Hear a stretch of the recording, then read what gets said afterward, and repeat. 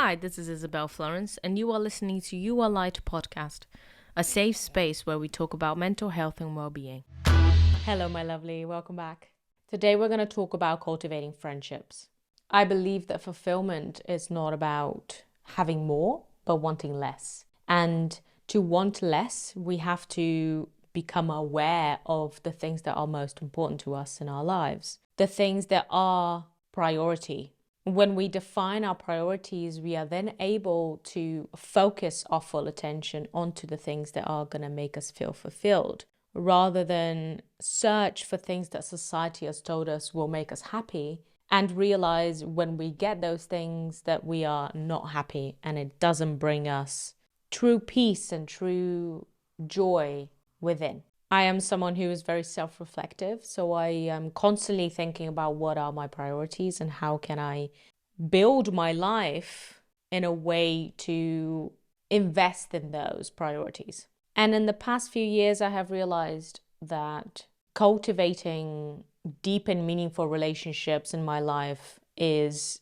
a huge priority. I think deep, meaningful friendship has a huge impact on our well-being, our mental health, our physical health. And you can see this by the research that has been done in the blue zones where people live the longest. They are all very much involved in the community. They feel like they belong. They have relationships that are true and meaningful and usually surrounded by specific activities that bring us to the present moment.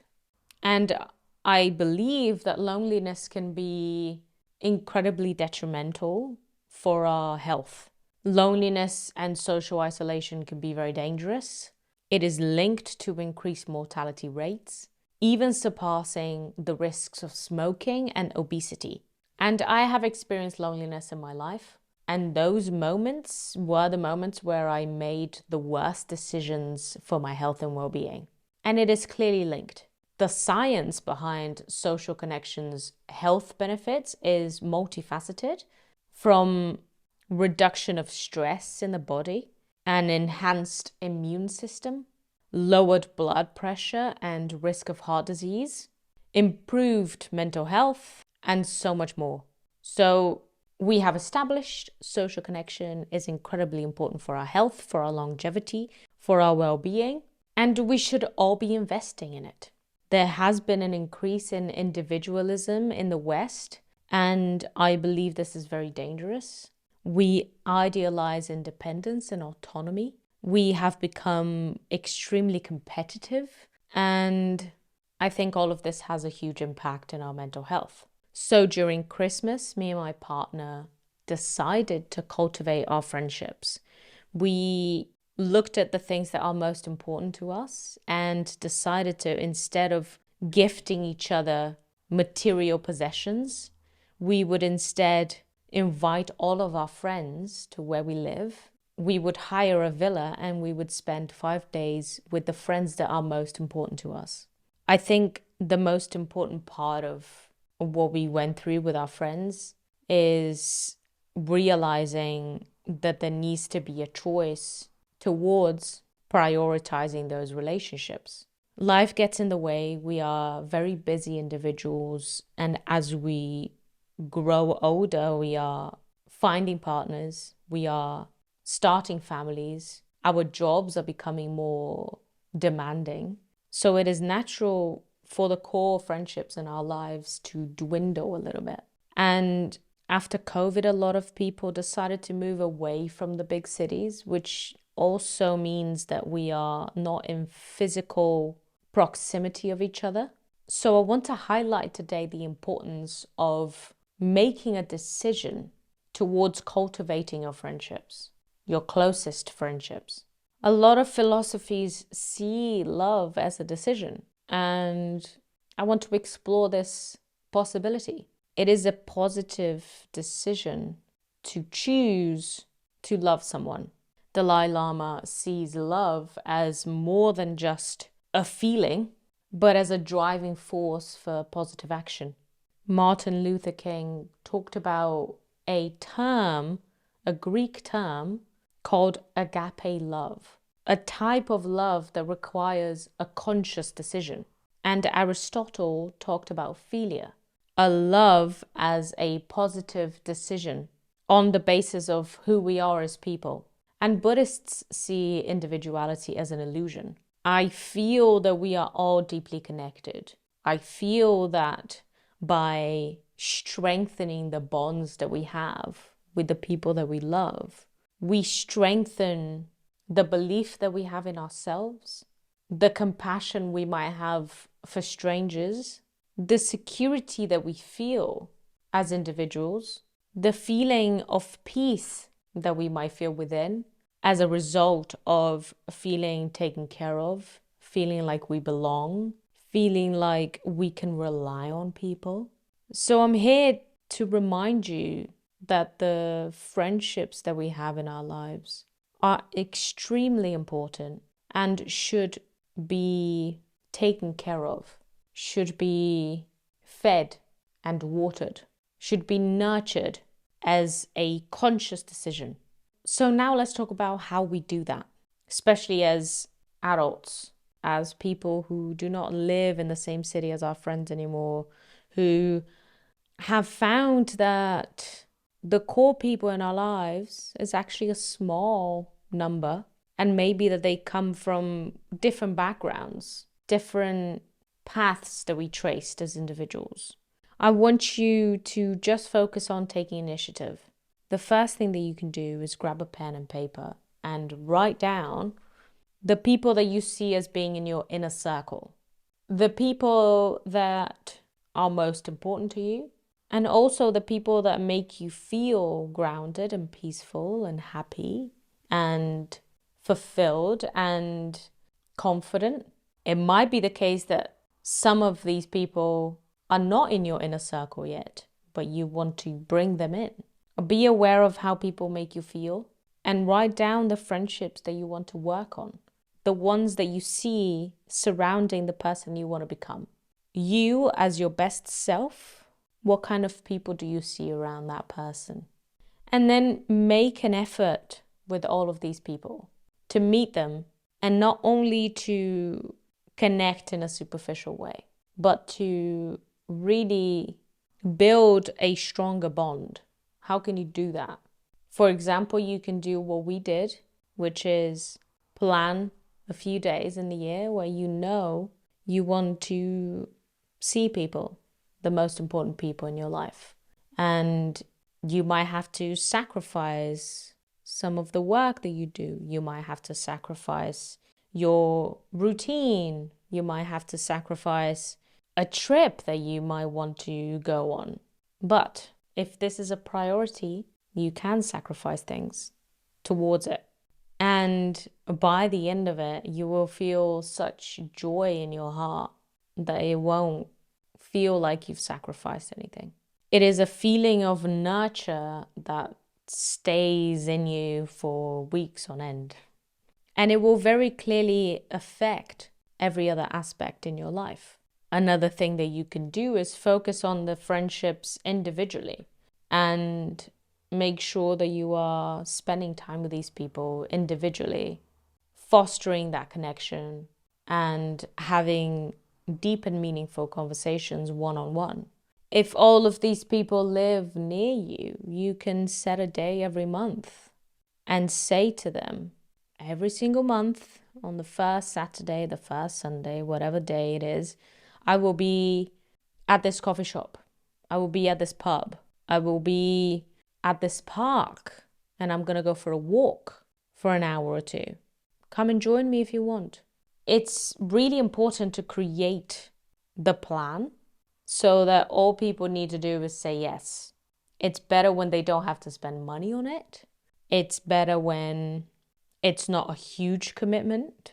And something that I want to emphasize is you should try to practice mindfulness while with these people.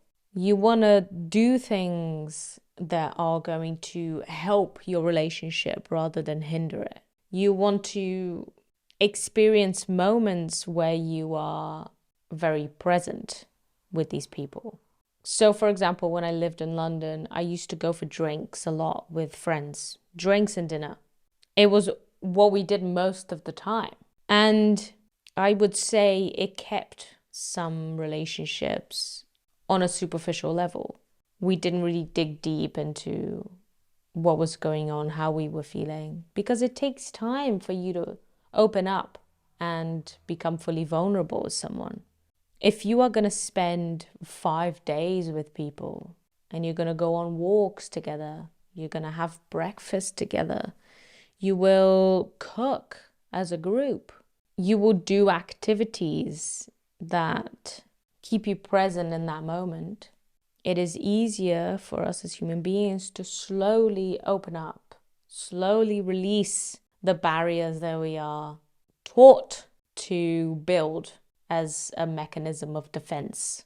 So you can go for a walk with your friends. Me and a friend of mine, we used to do cooking classes together, and it was the best thing ever. You can practice volunteering together. You can do nature activities like a foraging workshop. Try to think outside the box when it comes to what you will do with your friends.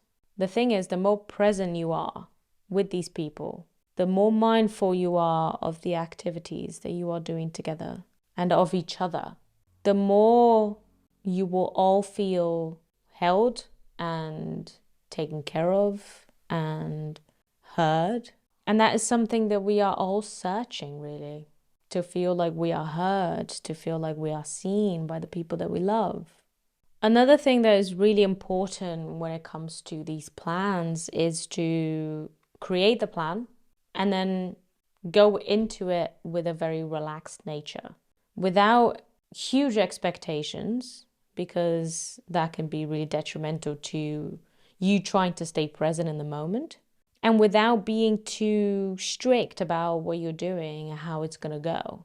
We had 12 of our friends here, and so it would be so unrealistic to try and plan everything meticulously and stick to it. Things changed, things took longer than expected, people felt differently, and so you have to go into the plans with your friends with a flexibility and an awareness that the most important part is that you are there with them. What you're doing or how you're doing it doesn't really matter. And finally, I think the most important part is to stay authentic when you are engaging with your friends. When you open yourself up to someone in a really true way, when you let go of your barriers, when you do not try to people please, when you do not try to become a perfect version of yourself or become what you think your friend wants from you, the friendship becomes deeper. The connection becomes true as a reflection of your authenticity. The interactions become more meaningful. So remember that you are individuals who are different, have compassion for the people you are with, and allow yourself to be fully yourself. Allow yourself to set the boundaries that you need. Allow yourself to really tell the truth. It's difficult sometimes. For example, when I'm with a big group, sometimes it's too intense for me and I need some time by myself to recharge. And a few years ago, I wouldn't say that to anyone. And I would just endure the feeling of I need to be here with these people because it's rude to go and spend some time by myself and they're all here. This time I allowed myself to do that. I allowed myself to recharge in a room alone, to take a longer shower, to give myself what it was that I needed and to be honest with those people about what I needed. And because they are my friends and they love me, of course there was no judgment. There was understanding, there was love there. And a lot of people share that they felt the same. And the more I am able to share my truth, it allows other people to do the same. So stay yourself around those you love. That is one of the most important lessons in life, I think. I hope you take some time to think about how you are prioritizing your friendships and how possibly you can do that a little bit more. It will benefit your life, your health, your well-being. And it will benefit the people that you love because they will feel held the same way that you do. So let's drop some of our barriers. Let's connect with the people that we love from our true self. And let's prioritize friendship. I love you very much, and I'll see you next week. Bye-bye. Thank you so much for listening. All the links are written down on the show notes, as well as resources for anyone struggling with their mental health. Don't forget to subscribe so you're notified when we release new episodes. Also, feel free to share our podcast with your friends and family. And if you'd like to get involved, explore our content, or support our work, visit our website www.yourlight.earth. That's YOUR-light.earth. Also, don't forget to follow us on Instagram at u.r.light. Have a wonderful week, and I'll see you next time.